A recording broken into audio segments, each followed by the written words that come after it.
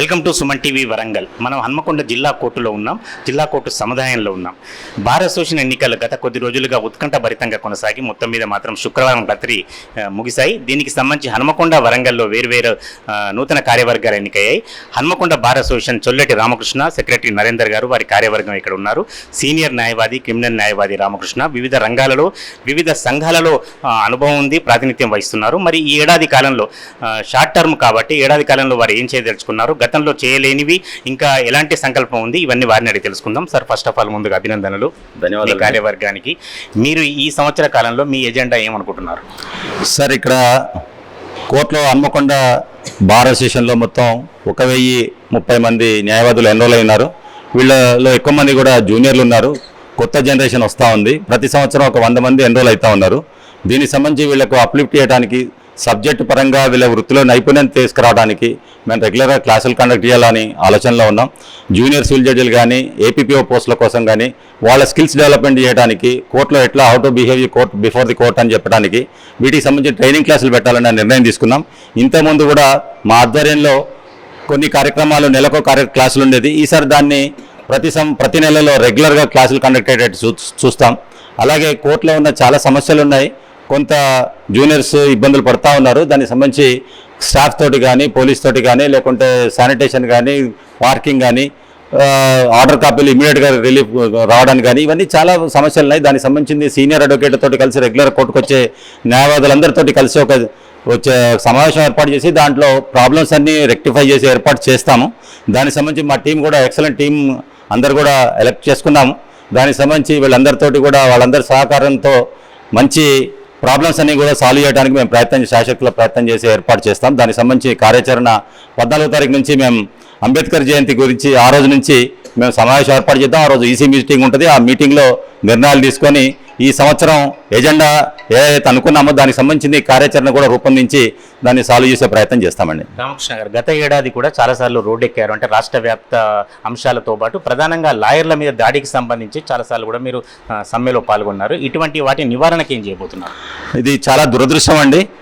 అడ్వకేట్ల మీద దాడి చేయడం అన్నది ఇది చాలా ఖండించాల్సిన విషయం. ఒక పార్టీ తరఫున అడ్వకేట్ పనిచేస్తాడు తప్ప కానీ వ్యక్తిగతంగా వాళ్ళకు ఏమో దురభిప్రాయాలు ఏమి ఉండవు.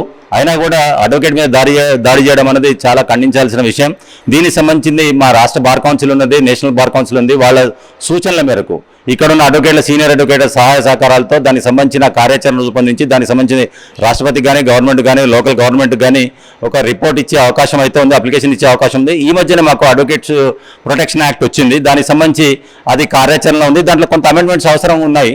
ఆ అమెండ్మెంట్స్ కోసం ప్రతిపాదన చేస్తాం మేము. దాంట్లో కొంత స్ట్రింజెంట్ యాక్షన్స్ తీసుకోవాల్సిన అవసరం ఉంది. పనిష్మెంట్ కూడా బిలో 7 years ఉంది. దానికి సంబంధించి సివియర్ యాక్షన్ ఉంటే దానికి సంబంధించి మళ్ళీ ఇటువంటి సంఘటనలు పునరావృతం కాకుండా ఉంటుంది.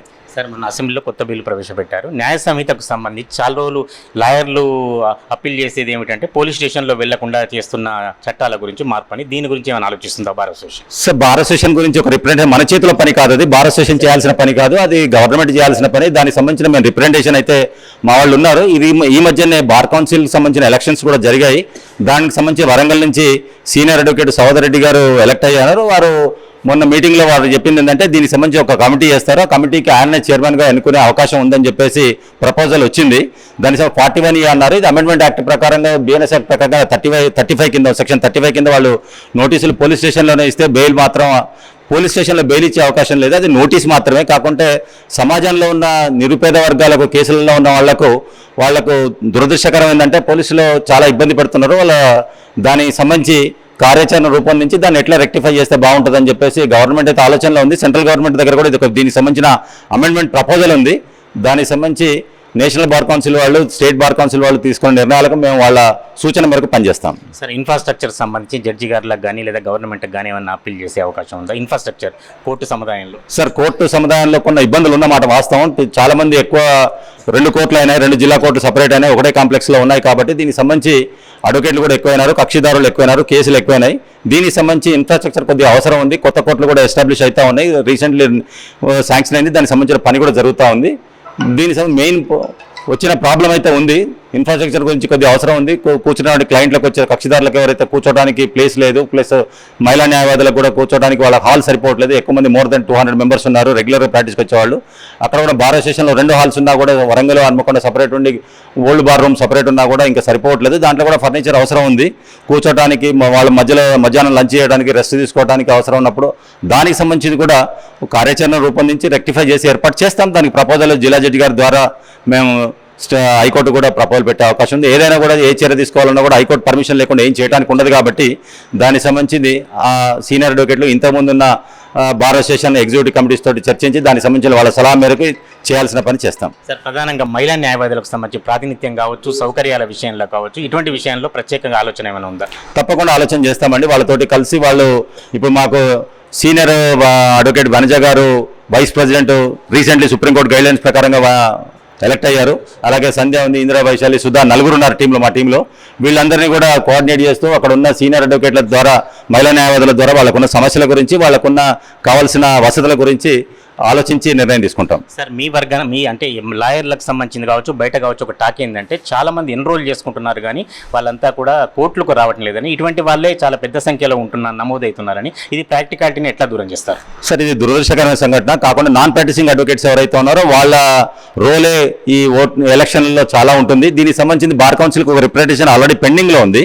దానికి సంబంధించి నిర్ణయం తీసుకోవాల్సిన అవసరం ఉంది. ఎవరైతే రెగ్యులర్గా కోర్టుకు వస్తారో సిఓపి వేసేటప్పుడు ఖచ్చితంగా 5 కేసులు ఖచ్చితంగా వకాలతో 1 సంవత్సరంలో వేస్తేనే వాళ్ళే ఎన్రోల్ చేసుకోవాల్సిన అవసరం ఉంది. ఇంతకుముందు ఏం చేశారు అంటే సీనియర్ అడ్వకేట్లు వాళ్ళకి సహాయం చేసే అవకాశం ఉండేది. వాళ్ళు సంతకాలు పెట్టకుండా రెగ్యులర్గా కోర్టుకు రాకపోయినా వాళ్ళకి సహాయం చేసే అవకాశం ఉండేది. దానికి సంబంధించింది high court state bar council strict rules frame చేసే ఏర్పాట్లో మేము ముందుంటాం. రెగ్యులర్గా కోర్టుకు వచ్చేవాళ్ళు, రెగ్యులర్గా ప్రాక్టీస్ చేసే వాళ్ళకి ఓటు హక్కు ఉండాలి. నాన్ ప్రాక్టీసింగ్ అడ్వకేట్స్కి ఓటు హక్కు లేకుండా చేసే ప్రయత్నంలో భాగంగా మేము ముందుంటాం. నరేందర్ గారు, ఇప్పుడు వీరు చెప్పిన అధ్యక్షుల వారు చెప్పిన గారు, మొన్న సహోదర్ రెడ్డి గారు కూడా ఒక సందర్భంలో చెప్పారు, రిఫ్రెష్మెంట్ కోర్సులకు సంబంధించి ఏదైనా ఆలోచన చేస్తారా? తప్పకుండా సార్, జూనియర్లకు రిఫ్రెష్మెంట్ క్లాసులు తప్పకుండా నిర్వహిస్తాం.